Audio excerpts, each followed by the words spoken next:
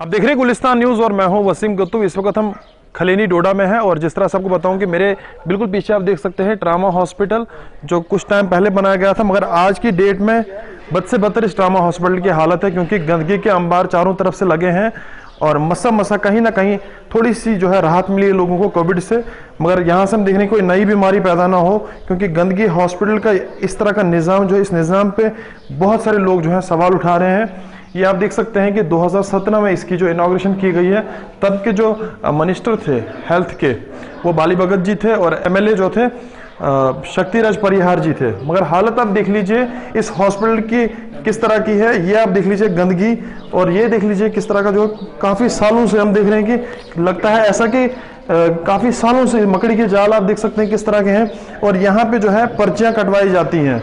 और ये देख लीजिए क्या ये यहाँ पे पर्चियाँ कट सकती हैं, लगता है कि 4-5 साल से इस तरह की हालत जो है, ये देख लीजिए किस तरह का निज़ाम बना हुआ है।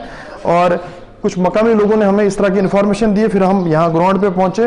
ये एम्बुलेंस देख लीजिए, ट्रामा हॉस्पिटल की एम्बुलेंस, ये देख लीजिए कितनी गंदगी इस पे है, कोई पूछने वाला नहीं है, कोई जानने वाला नहीं है।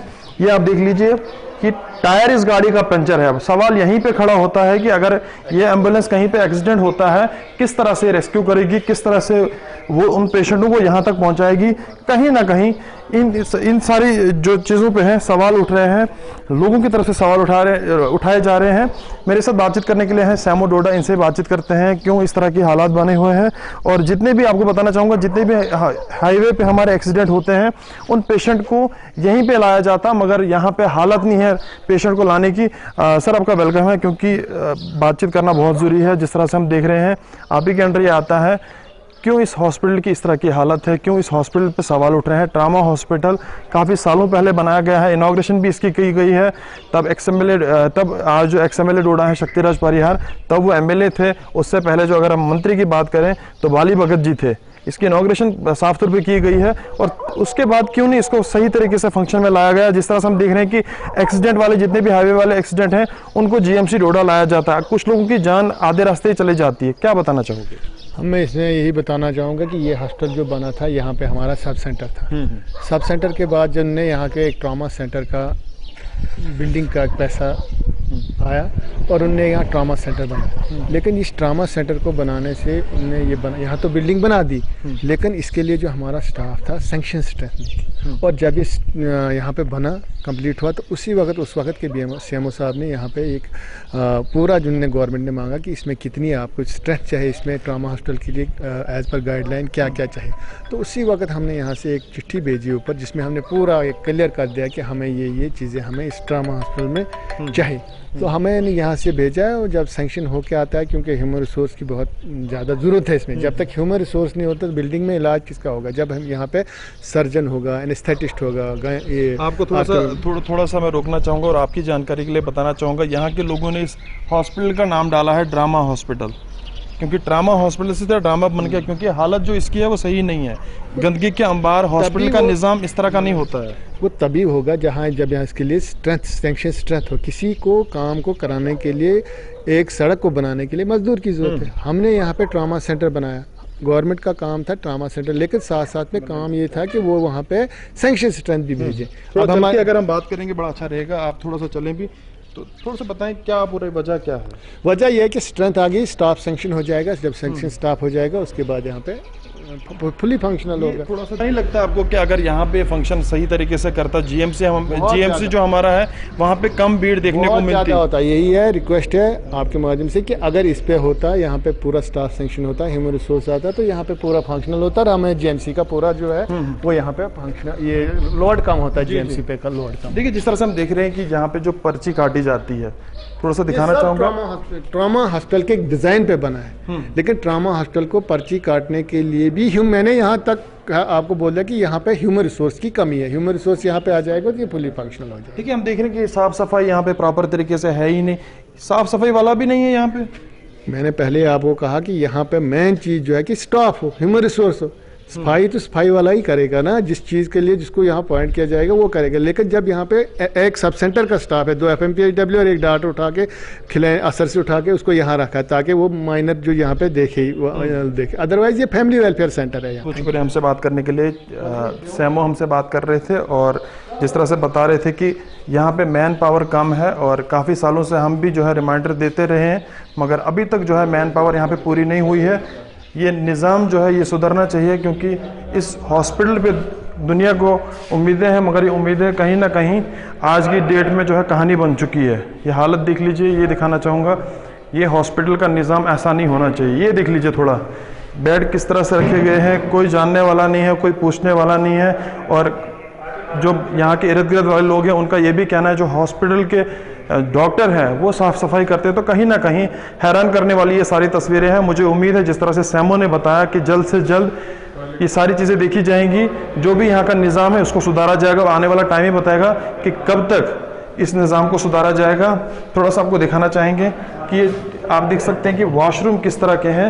तो कहीं ना कहीं ये सारी चीज़ें हम इसलिए दिखा रहे हैं क्योंकि जिनकी हायर अथॉरिटीज़ हैं उन तक ये बातें पहुंचनी चाहिए। आप गंदगी देख लीजिए कि किस तरह की गंदगी है, किस तरह की तस्वीरें हैं। ये थोड़ा हटके कुछ तस्वीरें हैं जो हम मजबूर होकर आपको दिखा रहे हैं। ये देख लीजिए, ये निज़ाम ऐसा नहीं होना चाहिए, इस निज़ाम को सुधारना चाहिए। हेल्थ का अमला जिस तरह से हम देख रहे हैं कि यहाँ पे कुछ डॉक्टर्स जो है रखे गए हैं, 1-2 डॉक्टर हैं और 1-2 एम्प्लॉयज़ हैं जो भी काम कर रहे हैं यहाँ पे, मगर मैन पावर कम होने की वजह से इस तरह की तस्वीरें जो है बाहर निकल के आ रही हैं। इस तरह की हालत जो है बनी हुई। मुझे उम्मीद है जिस तरह से सैमो डोडा ने साफ तौर पर बताया कि जल्द से जल्द कार्रवाई होगी। जो एम्बुलेंस के ड्राइवर हैं उन पर भी पूछताछ होगी। अगर उनके गाड़ी के टायर पंचर हैं, क्यों इस तरह की हालत है, अगर कहीं पर एक्सीडेंट होता है तो किस तरह से वो इन लोगों को रेस्क्यू करेगा। आने वाला वक्त ही बताएगा कब तक इस पर कार्रवाई होगी। आप देखते रहे गुलिस्तान वसीम गत्तू, डोडा। मैं आपको बता दूं कि कल शाम से ही जैसे ही एक फोर्सेस को एक मुस्तदी की इत्तला मिली कि तरकवांगम एरिया जो कि डिस्ट्रिक्ट हेडक्वार्टर से तकरीबन 15 किलोमीटर की दूरी पे है, वहाँ पे मिलिटेंट्स की नकल हरकत देखी गई। तो उसके बाद तमाम एरियाज़ को कॉर्डन ऑफ कर दिया, सर्च ऑपरेशन जारी किया। दौरान सर्च ऑपरेशन जैसे ही फोर्सेस सस्पेक्टेड स्पॉट पे पहुंची तो वहाँ छुपे हुए मिलिटेंट्स से उनके ऊपर गोलियां दागी, जिसके बाद जो है गोलियों का तबादला शुरू हो गया। मैं आपको बता दूँ कि पूरी रात जो है इनकाउंटर जारी रहा और आज सुबह ही एक मिलिटेंट के मारे जाने की खबर जो है वो सामने आई है। और साथ साथ ये भी पुष्टि की गई है कि एक मिलिटेंट जो है वो लोकल है और साथ में इनका जो ताल्लुक है वो LET से है। मैं आपको बता दूं कि अभी तमाम एरियाज़ को कॉर्डन ऑफ कर दिया गया है, एंट्री एग्जिट पॉइंट तमाम सील हैं और अभी भी सर्च ऑपरेशन जारी है। JK 24/7 के लिए शोपियां से Mohammad Asif. Divisional commissioner Kashmir PK Pole की हदायत पर आज बाज़ाब्ता तौर जो है म्यूनसिपल कमेटी टंगमर्ग गुलमर्ग की तरफ से है पॉलीथीन पर बैन लगाने के हवाले से यहाँ पर जगह जगह पर जो है टीम्स तैनात किए गए हैं। वही बाज़ाब्ता तौर यहाँ पर जो भी गाड़ियाँ सैयद मुकाम गुलमर्ग की ओर जा रहे हैं, इन्हें बाज़ाब्ता तौर जो है पहले चेक किया जाता है कि किसी भी तरीके कोई जो पॉलीथीन के हवाले से चाहे कोई भी बैग जो पॉलीथीन बैग इन्हें बाज़ाब्ता तौर यहाँ पर जो है जब्त किया जा रहा है। उनके बदले जो है इन्हें डिस्पोजल जो है बैग जो है फराम किए जा रहे हैं। तो इस प्रोग्राम का यही मकसद है कि सैयद मुकाम गुलमर्ग के साथ साथ जो भी आसपास गुलमर्ग के इलाके हैं कहीं ना कहीं जो है पॉलीथीन से जो है ये महफूज रह सके। उम्मीद करेंगे इस खबर को देखने के बाद यहाँ की पब्लिक जो है वो म्यूनसिपल कमेटी के साथ जो है ताउन करेगी ताकि हम ज़्यादा से ज़्यादा पॉलीथीन पर बैन लगा सके और अपने इर्द गिर्द के माहौल को साफ रखा जा सके। कल डिविजनल कमिश्नर साहब ने एक आदेश इशू किया है, ऑर्डर इशू किए हैं कि गुलमर्ग में जो कि सयाती मुकाम है, टंगमर्ग जो सयाती मुकाम है, वहाँ पे कोई पॉलीथीन इस्तेमाल नहीं करेगा। और इसी के मतलब बिना पे हमने आज से पूरे अपने बंदे लगा के रखे हैं टोल पोस्ट पे, वो चेक करें पॉलीथीन कोई ऊपर में न जाए। और उसको साथ ही अगर किसी को के पास पॉलीथीन मिलता भी है तो उसको हम दूसरा डिस्पोजेबल बैग साथ देते हैं। और आपकी वसात चैनल की वसात से मेरी रिक्वेस्ट होगी सयाहों से, दुकानदारों से, होटलियरों से कि वो गुलमर्ग टंगमर्ग में पूरा पॉलीथीन यूज़ ना करें, क्योंकि पूरा पॉलीथीन की पूरी बैन हुई है। और अगर किसी के पास मतलब पाया गया पॉलीथीन इस्तेमाल करते हुए या कोई वायलेशन करते हुए तो उसके खिलाफ कानूनी कार्रवाई होगी। बताना चाहूँगा कि हम इससे पहले भी ड्राइव कर रहे थे ताकि पॉलीथीन की बैन हो जाए, लेकिन लोग कोऑपरेट नहीं कर रहे। अब हम स्ट्रिक्ट एक्शन करे जा रहे हैं और लोगों से यही गुजारिश है कि वो हमें कोऑपरेट करें और पॉलीथीन का इस्तेमाल ना करें।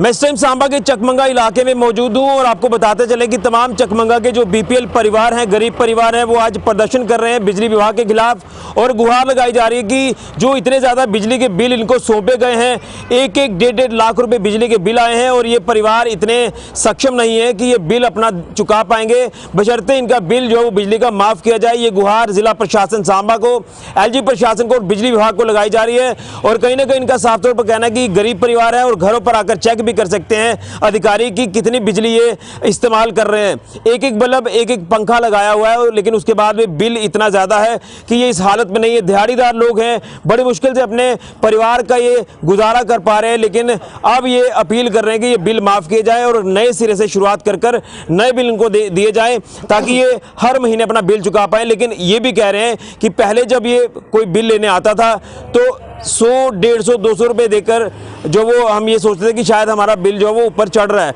लेकिन ये हो सकता है कि ऊपर बिल वो जमा ही ना हुआ हो। इस तरह की बातें भी कही जा रही हैं। तो यहाँ के लोगों से मैं जानने की कोशिश करूँगा कि क्या ये अपील करना चाहते हैं।